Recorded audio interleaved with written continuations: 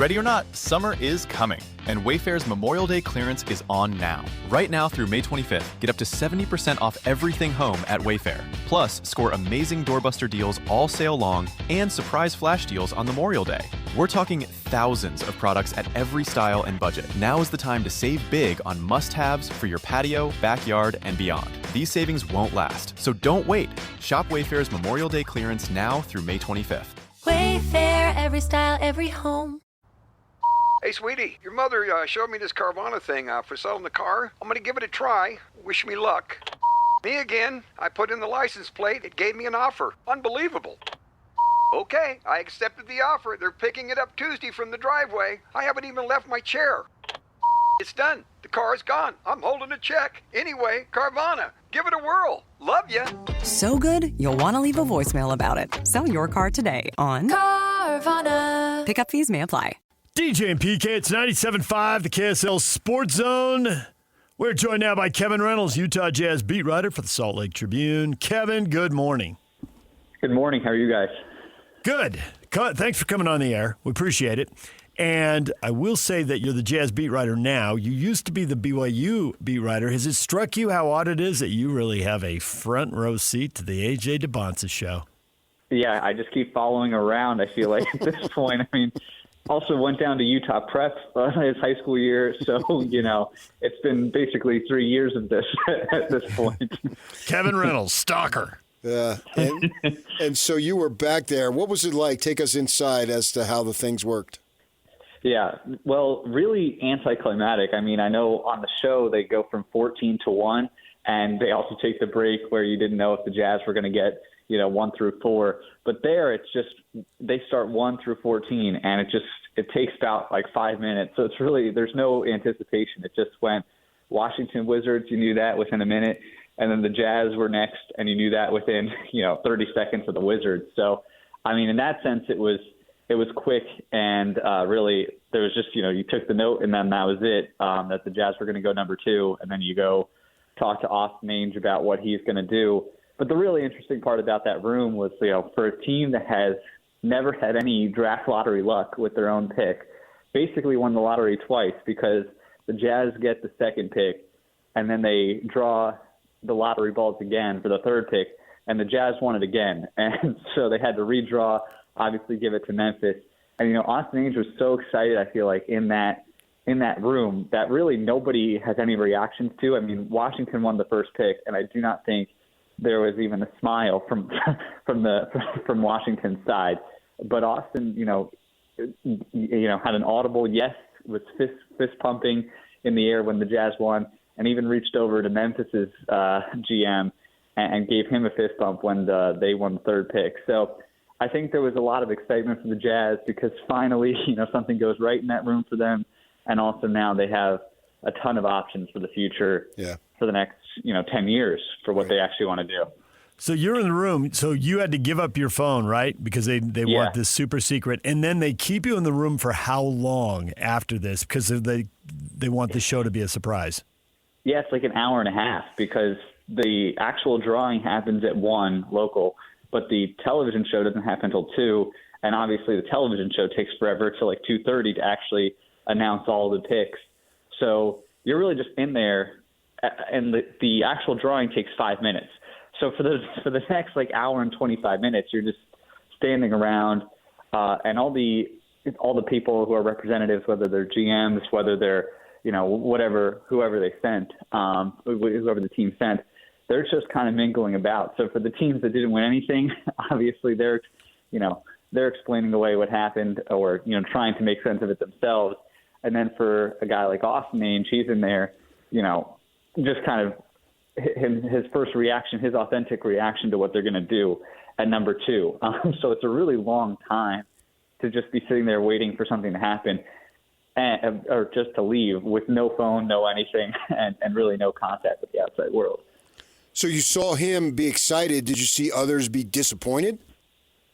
He was really the only one who had a reaction. I mean, it wasn't like there was some big reaction for the Pacers. It wasn't like really anything like that. I didn't really – even Washington did have a reaction, which is also what made the Austin the Austin fist pump I think, so interesting because and also this was his first time in the room. Yeah. You know, like this, the Jazz have sent the one funny story I think from Austin that he told us was that he went around, and since he's only been on the job for less than a year, he was like, who wants to do this? Who wants to go and be the representative? And pretty much everybody else on the Jazz has been the representative, and it's been a failure. You know, Ryan Smith, Justin Bennett, Danny Ainge, his own father, you know, like he talked about that. And so for him, like I thought the reaction was so genuine to actually winning the lottery for a team and a franchise that has been so disappointed, losing so much over the last 4 years and have so many battle scars at this event. But yeah, like it wasn't like there was a huge sigh or, you know, anything like that for teams that it didn't go well in. Definitely a very different feeling than you see on the actual television show. And I think people do have authentic reactions to not winning. Well, I wouldn't have blamed the Pacers if they had a negative reaction because that was bad. I wouldn't have blamed the Kings either. It wasn't as bad as the Pacers, but those two definitely had bad luck in the draft lottery. I'm curious, with under 85 minutes to kill in the room, did you get to talk to Austin much? And if so, what did he have to say? Yeah, no, definitely talked to him for, you know, probably 20 minutes, honestly, just because what else are you going to do? Right. And so, no, but the interesting part for me was that he didn't rule out almost anything on the table. I mean, even A.J. DeBonza, who obviously I would imagine it will be the number one pick, but, you know, he had the quote to us saying essentially he doesn't think Washington has made up their minds and they haven't made up their minds. So, you know, anything is really on the table for this pick. And he's not looking at it. I mean, I know there's an opportunity here, and everybody in Salt Lake believes that this is a playoff team next year, or at least will push for the playoffs next year on some level after you made the Jaren Jackson trade and you have Larry Marketing, Keontae George, Ace Bailey. But he doesn't look at this pick, or at least this is what he said yesterday. He doesn't look at this pick as adding to a playoff team or, you know, filling a hole or a need in this playoff roster for the next 5 years. He looks at this pick as a kind of a 10-year investment, and hopefully this player becomes either the best player or one of the best players that the Jazz have on this team for the next 10 years, and maybe can, you know, be a guy who could carry a franchise himself the day after, you know, Lowry Marketing and Jaren Jackson and kind of this phase and this iteration of the Jazz either makes a deep playoff run or, you know, whatever happens with this thing. So, you know, I think those are the skill sets he's looking at. The other interesting part, talking to him, is that this decision I don't think is going to be made about just a body of work of college. You know, where Darren Peterson, obviously a lot of people have him going number 2. We've talked a lot about the cramping issue and him sitting out of games. We've seen it front row with him playing half a game against AJ and BYU, was really good, then sits the last 16, 20 of that game.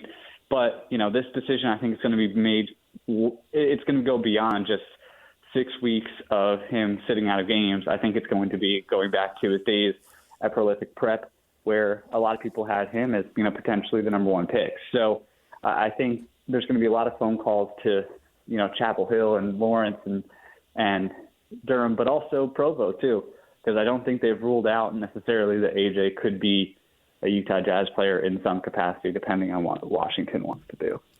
Yeah, and we've had the opportunity, and it's been fun to follow AJ up close at games and all that stuff and see what he's about. He seems like a solid kid.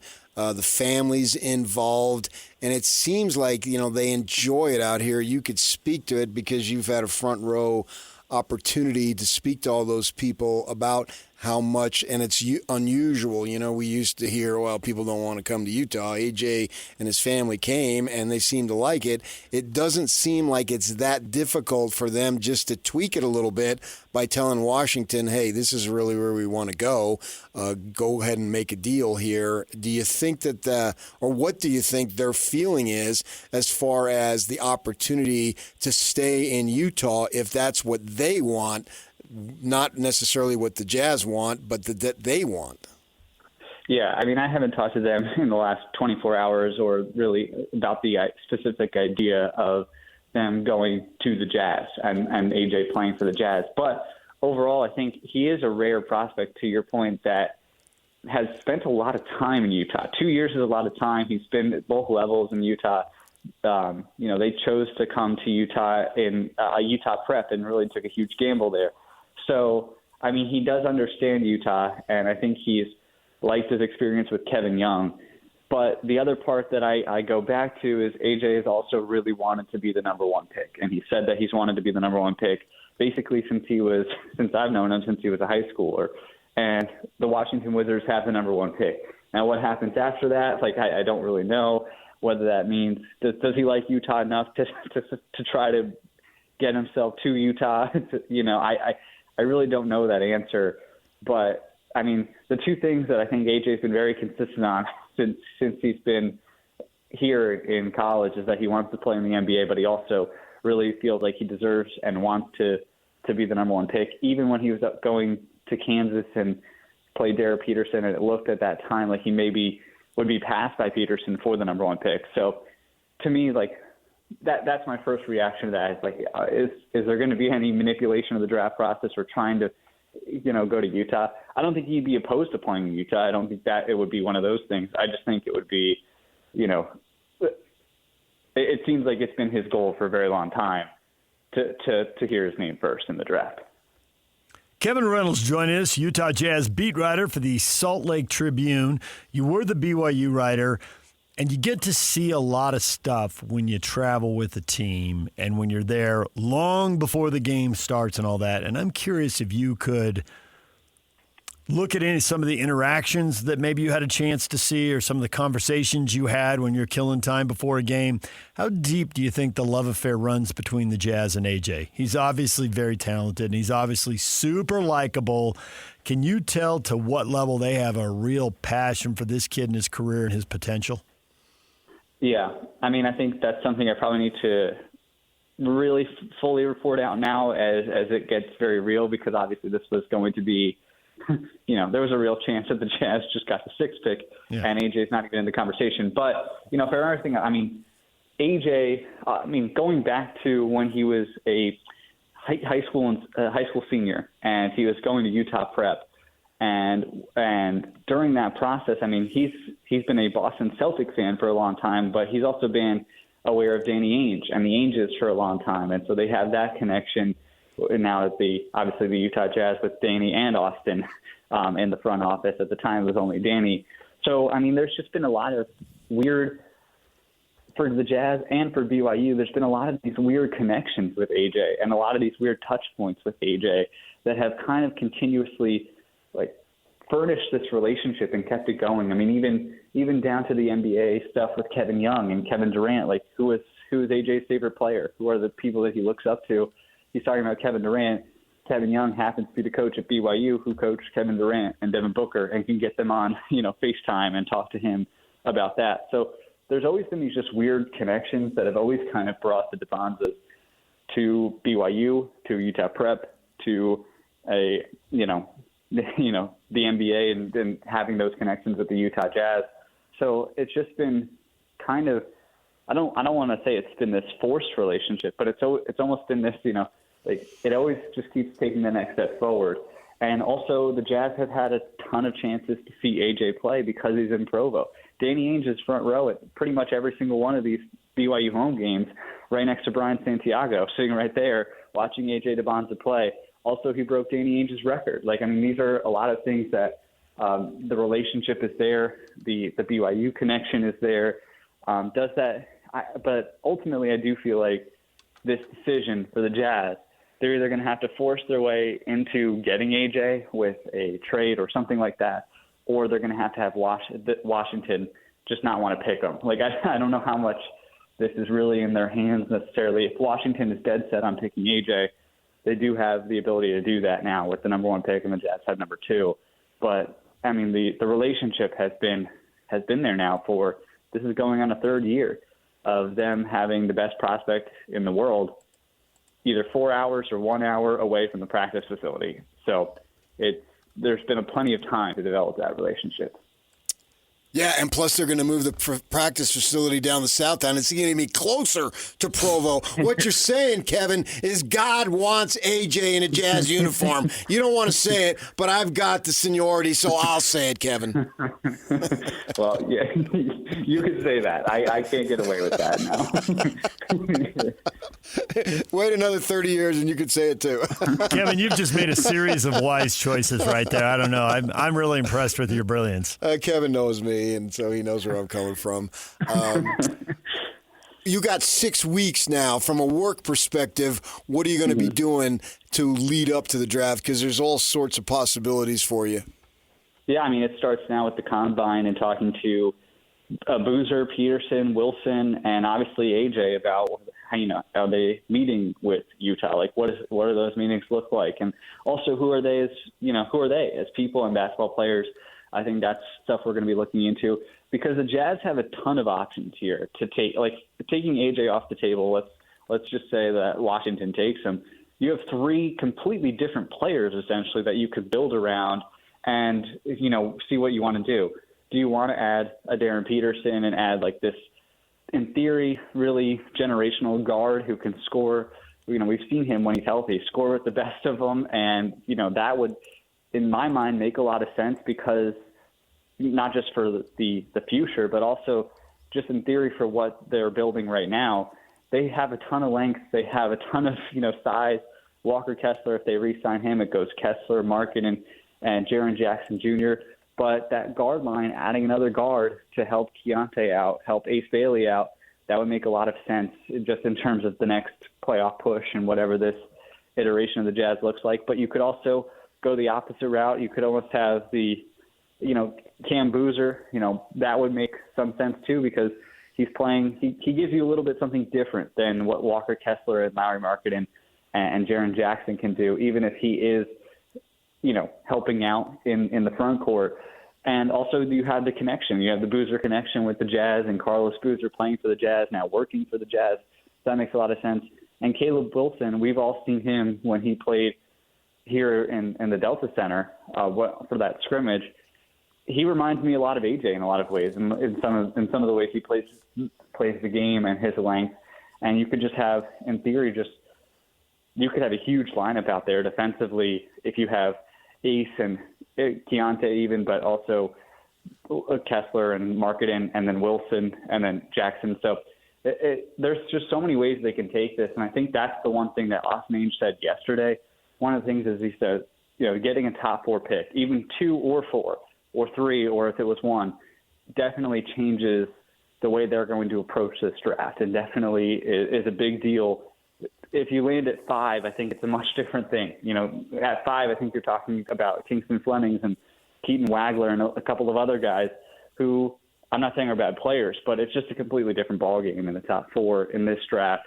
And the amount of ways you can mix and match this, I think, will be interesting. And I think it'll be up to the Jazz's preference in a lot of ways.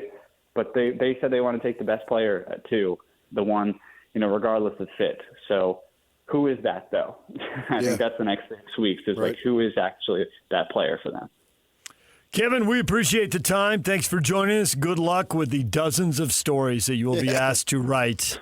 People have all kinds of bright ideas, not realizing there's still only 24 hours in your day.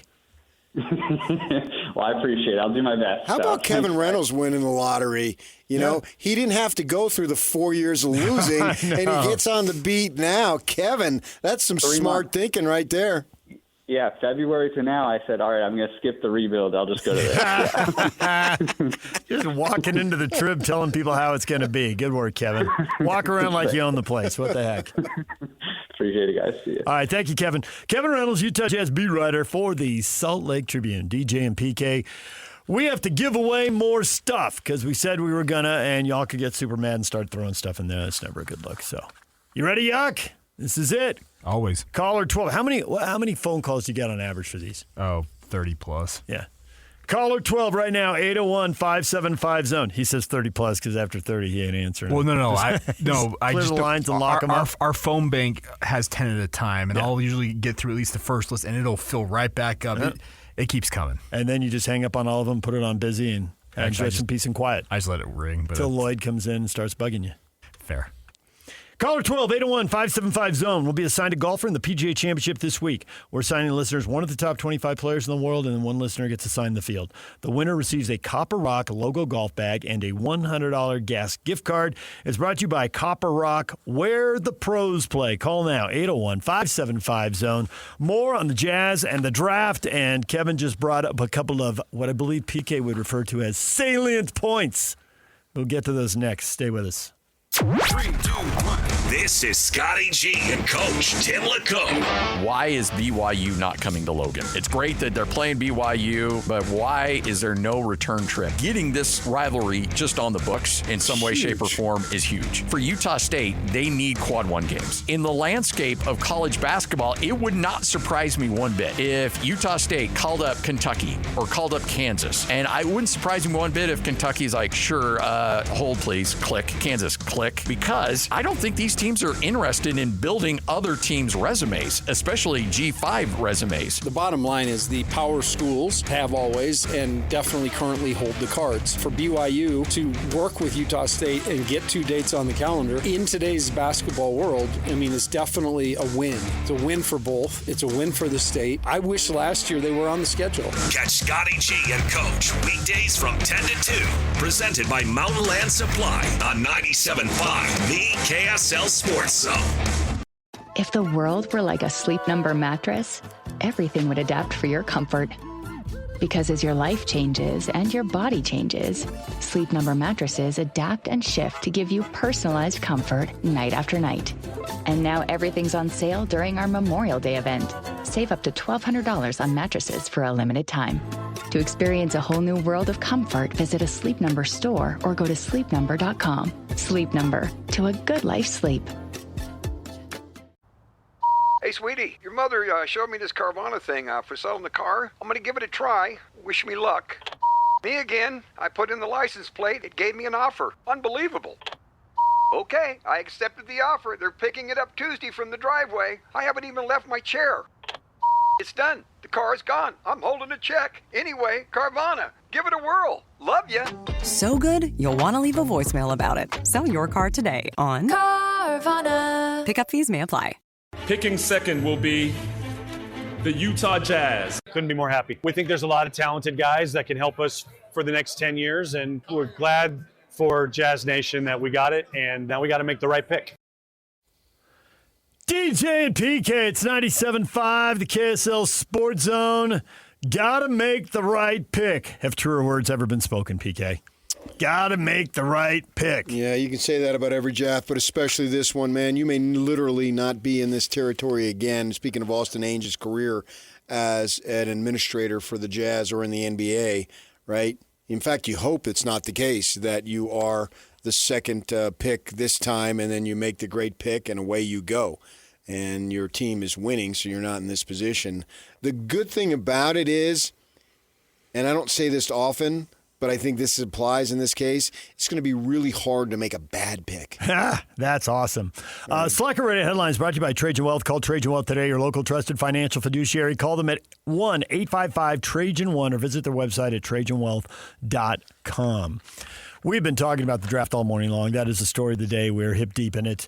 So that is the one thing we need to recap here. And PK, there are great drafts. The LeBron draft in 2003 was loaded, and the top 5 guys, 4 of them could really play. 3 of them teamed up in Miami and went back-to-back and went to 4 NBA Finals in a row and won 2 of them, the middle 2, second and third times in, with Bosh, Wade, and LeBron, who went 1-4-5. And Carmelo went at 3, and then, oops, at 2. Oops. Yeah, and I don't think that's going to be the case here. It's going to be hard to screw this up. What about, and I think they'll do this because it's the way they talk. Obviously, I haven't really, I haven't sat in the room and saw the process. But you got to take even a deeper dive than the top 4. You got to consider everything. You look at the 2009 draft was really good. Blake Griffin, James Harden, Steph Curry, DeMar DeRozan. That's a lot of talent at the top of the draft, but they went 1-3-7-9. Somehow in this whole notion, every draft has a top 2, a top 4, a top 5, whatever it is.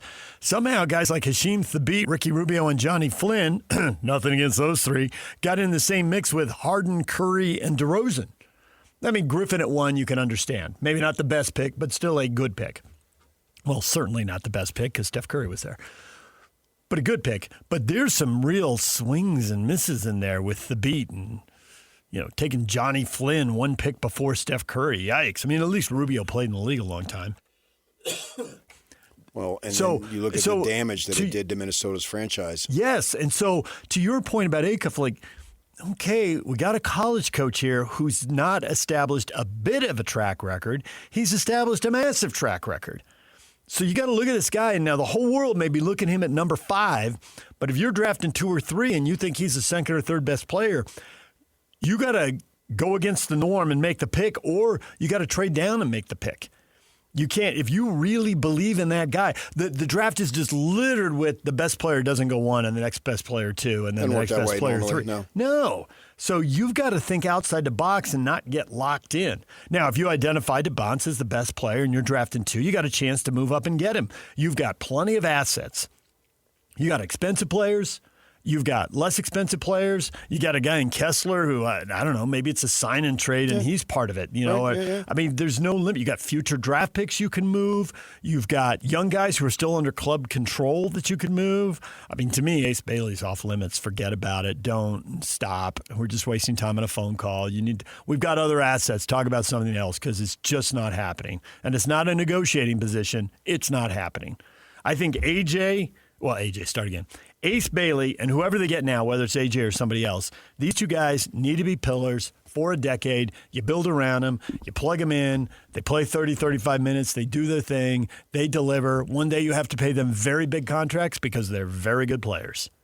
That's what they need to get out of this. I don't care what position they play. I don't care if it duplicates what Markkanen and Jackson bring. They are 26 and 28, and for next season they'll be 27 and 29. I think Markkanen's birthday's like a week and a half away. You're better at tracking that stuff than me, but it's late May, I think. Jackson's in a couple more months. They'll be 27 and 29, and I'm as interested in winning right now as anybody else. But to your point, these moments don't come along where you have a high pick and the draft is very deep and very talented.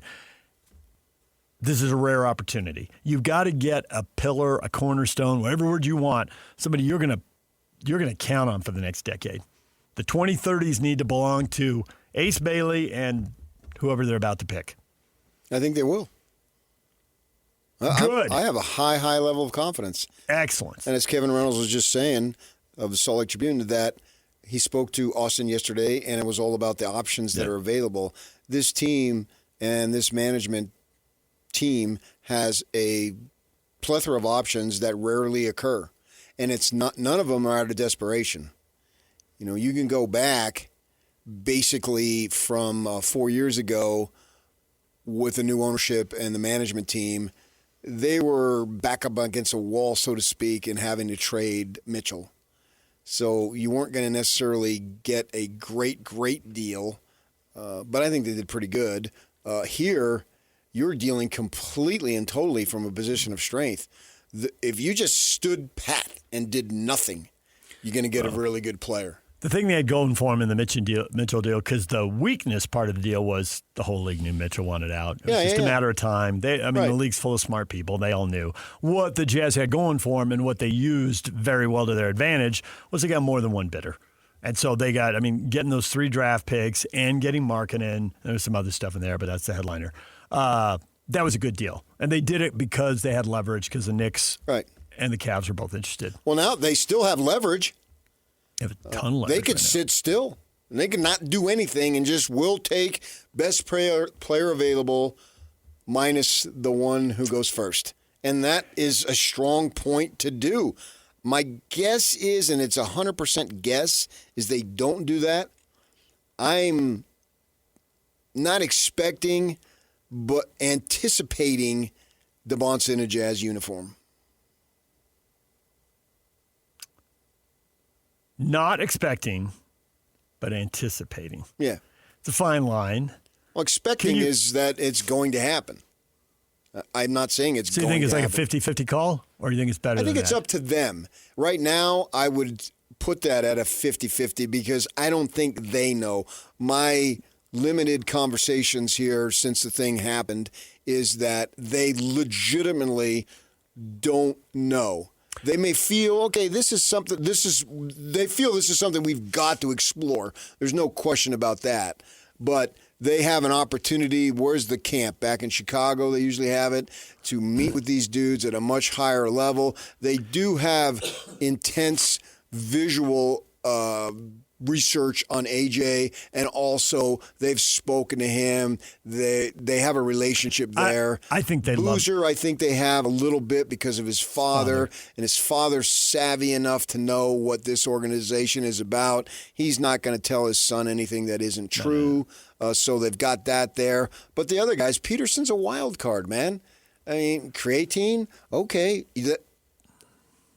That sounds a little fishy, but not outrageously fishy. Plus, he's 18, 19 years old, and he's got all these people telling him, hey, don't screw this up, man. Next year, so much money is at stake, blah, blah, blah, blah, blah. You can see where that's confusing to a young man. And I think that is where you've got to think Ace Bailey.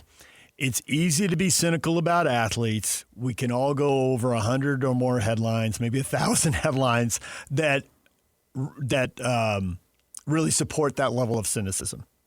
But think about what was being said a year ago about Ace Bailey.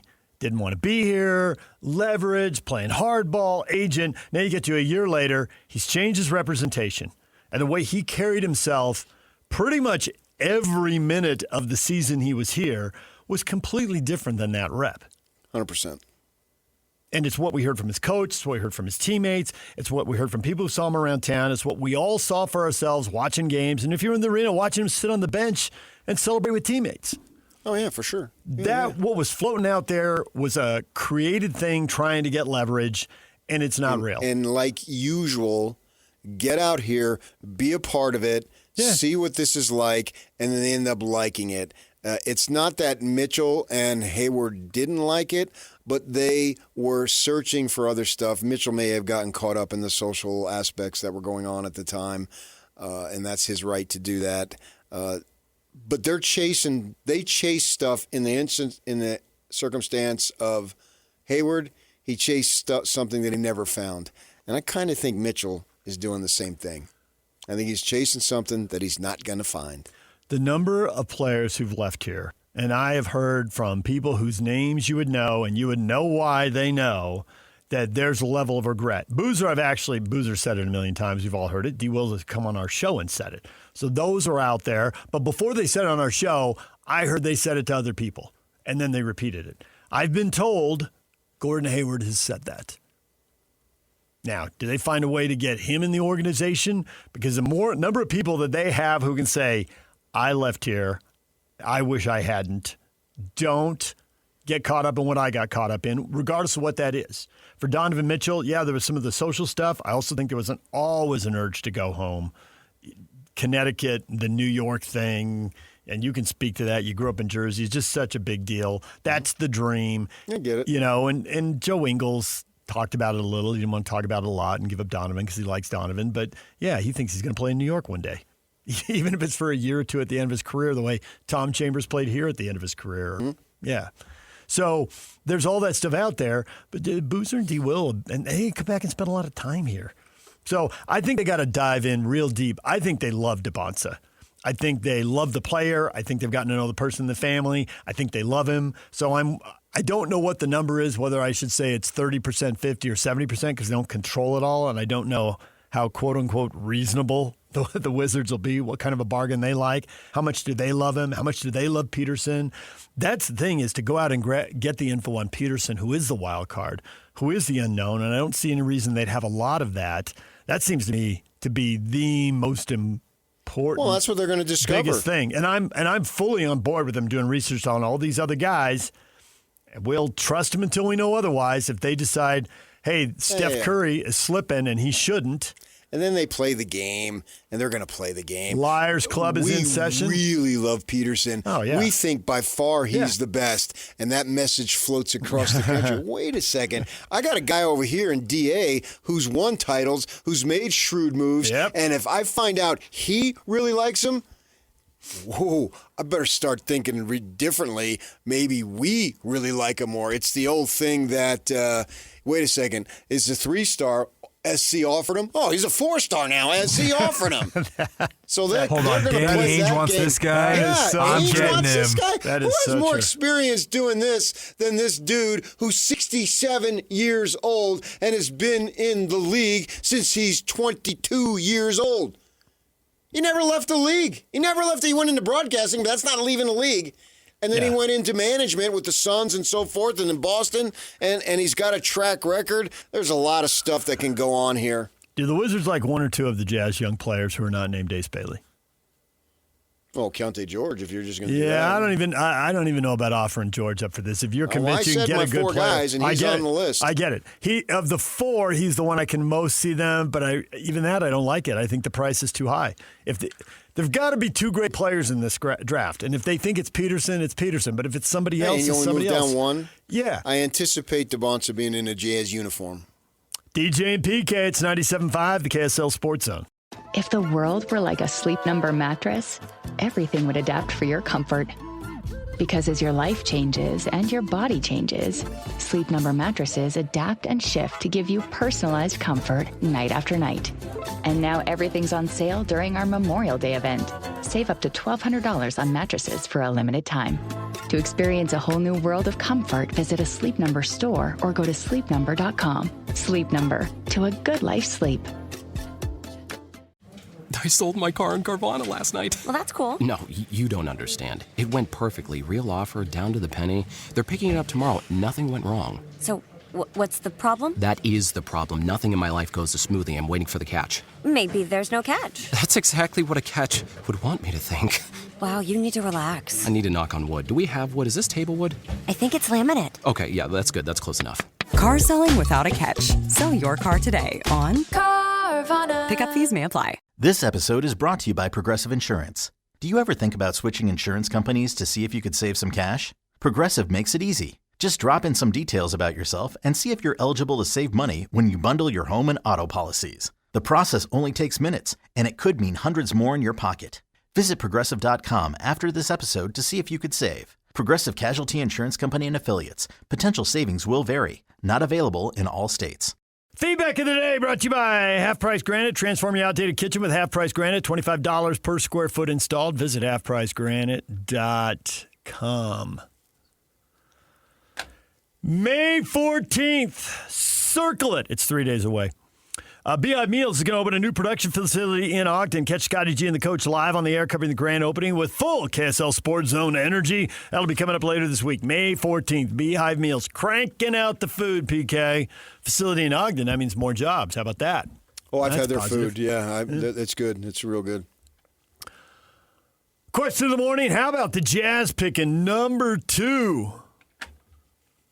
John, well, since Carlos Boozer's in the Jazz front office, it's probably going to be Cam Boozer.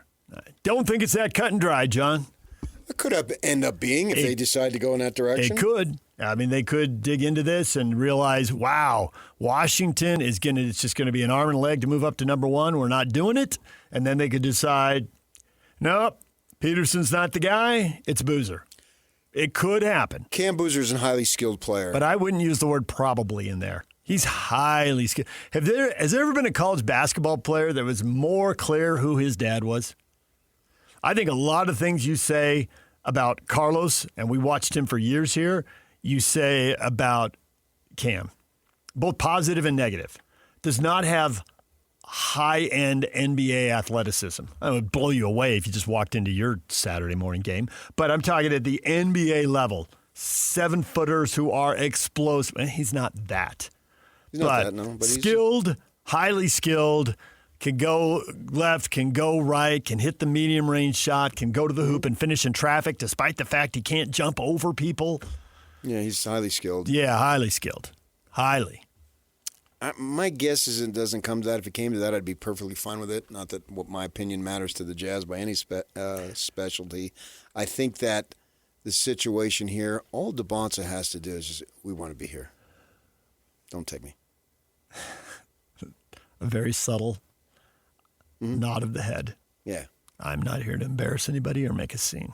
Right. But let's be clear. Yeah. I didn't choose to play high school or college basketball in D.C. than I did in Utah. Yeah. Enough said. Right.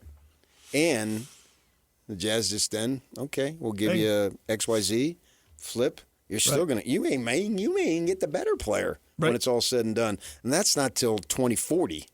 Yeah, then we'll go back. Someone else will go back and write that story. Yeah. Yeah. We got Larry says, as long as it's not Peterson or Boozer. Okay, Larry, I hope you're not running down Peterson and Boozer. I suspect that's just he loves AJ. I get it.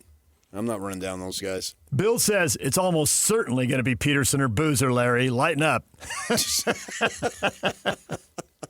It's like, see, that's the other thing is like, yeah, you know how you love AJ? You know how we love AJ? You know how everybody loves AJ? The Wizards are part of everybody. They could just go, we're taking AJ. Sorry, click.